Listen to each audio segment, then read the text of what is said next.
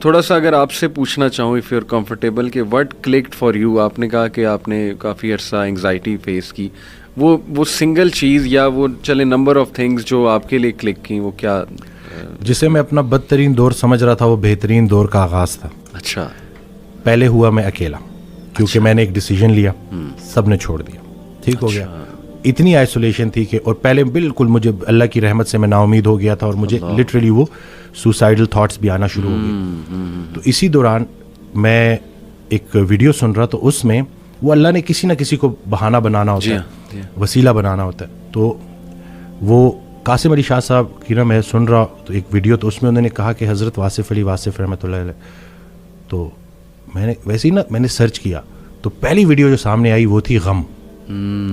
تو اب وہ میں نے کلک کی، کیونکہ اب وہ جیسے میں نے کلک کی تو اس میں الفاظ یہ تھے کہ غم میں غم دینے والے کو یاد رکھنا، یاد رکھنا تیرے رب سے سب سے قریبی رشتہ سجدے کا ہے، اور اس سے بھی قریبی رشتہ آنسوؤں کا ہے. آنکھ میں آنسو ہیں، سر سجدے میں ڈال، نام محمد آہوں میں، دیکھ یہ غم تجھے کیسے سرفراز کرتا ہے.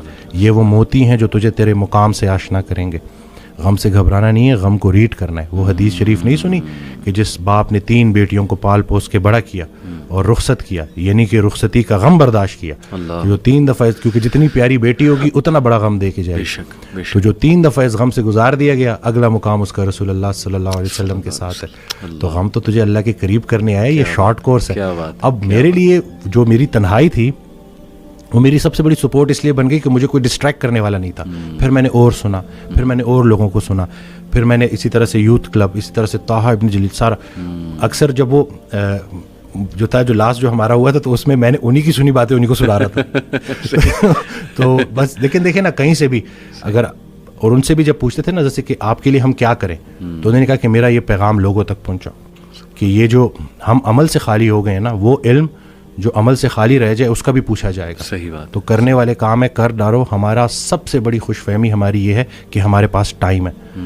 ہم انفارچونیٹلی آخری سانس کو موت سمجھتے ہیں. بچپن مر گیا، جوانی مر گئی. جوانی تو ہاتھوں سے ایسے نکل جاتی ہے جیسے مہندی کا رنگ، ٹھیک ہے. اور پھر جب آپ کو پتہ چلتا ہے تو آپ اس بڑھاپے میں ہو، اور اب آپ جب ماضی میں دیکھ رہے ہوتے ہو کہ کہیں میں اب کیا لے کے جا رہا ہوں اللہ کے پاس. تو یہی ہے کہ یہی وقت ہے.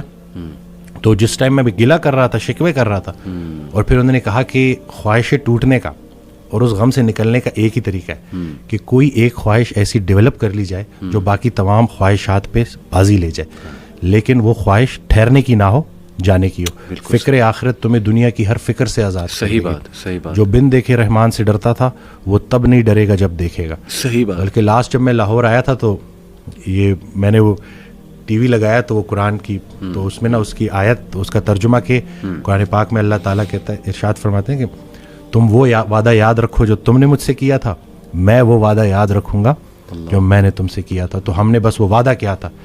نماز بھی تو اللہ کی یاد ہے نا. صحیح صحیح. تو اور پھر دوسرا یہ کہ یکسوئی، کہ جب آپ کا نا یکسوئی نصیب ہو جائے، ایک ہی آپ ڈائریکشن میں چلنا شروع ہو جاؤ. محبت کیا ہے؟ محبت ادھر ادھر دیکھنا نہیں ہے، ایک ہی ڈائریکشن میں دیکھنا. بالکل صحیح. تو جب آپ کی ڈائریکشن اللہ کی طرف ہو جائے نا، پھر اٹھنا بیٹھنا ہر چیز، اور ویسے ہی اللہ تعالیٰ آپ کو مشکل سے نکال لیتا ہے. اور ڈاکٹر صاحب آئی تھنک یہ جو سینٹینس ہے نا جو آپ نے بولا تھا کہ اللہ سنبھال لے گا، بالکل ultimately you have to leave everything to Allah. اور قرآن مجید میں بھی اللہ ایون نبی صلی اللہ علیہ وسلم کہتے ہیں نا کہ تم مشورہ کرو لیکن اس کے بعد اللہ پہ توکل کرو اور چھوڑ دو، اللہ تعالیٰ اس کو سنبھال لے گا. آئی تھنک جب ہمیں یہ بلیف ہو گیا نا کہ کائنات کا نظام چلانے والا اللہ ہے، لوگوں کے دلوں کا کنٹرول اللہ کی 2 انگلیوں کے درمیان ہے، یہ حدیث میں آتا ہے. ہر چیز، ایٹم بھی موو نہیں کر سکتا اللہ کی اجازت کے بغیر. اللہ الوکیل ہے، جس کا مطلب ہے ڈسپوزر آف افیئرز. تمام افیئرز اللہ نے ڈسپوز آف کرنے ہیں.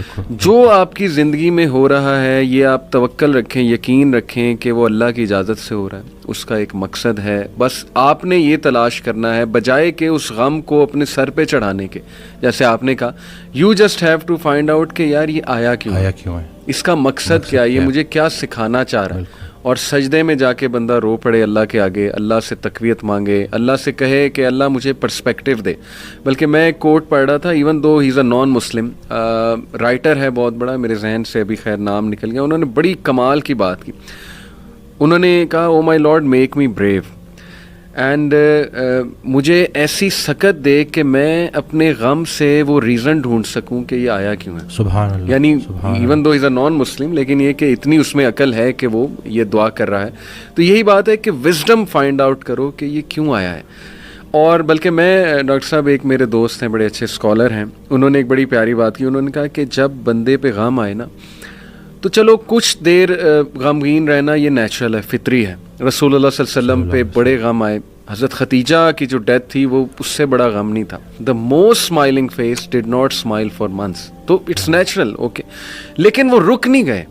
ایسا نہیں تھا کہ وہ آئسولیشن میں چلے گئے, یا ایسا نہیں تھا کہ سارے کام ٹھپ ہو گئے. کیونکہ میرے دوست نے کہا کہ دیکھو جب ہم ٹھپ ہو جاتے ہیں نا, یہ پیسو شکوہ ہے اللہ سے. اتنی تو ہمت نہیں زبانی رب سے شکایت کریں, لیکن یہ کہ ہم ٹھپ ہو کے دکھاتے ہیں کہ جی بس میں تو راضی نہیں آپ کی رضا میں. انڈائریکٹلی تو ہم یہی کہہ رہے ہیں. انہوں نے کہا جو لوگ غم میں کھڑے ہو جاتے ہیں نا, ان کا دل نہیں کر رہا صبح اٹھنے کا, بستر پہ پڑے رہتے ہیں. آئی ایم شیور آپ بھی ایسی کنڈیشن سے گزرے ہیں کہ اٹھنے کا دل ہی نہیں کرتا, ہمت ہی نہیں کہ جی بندے کا دل کرتا ہے میں سویا رہوں, ریالٹی میں آؤں ہی نا.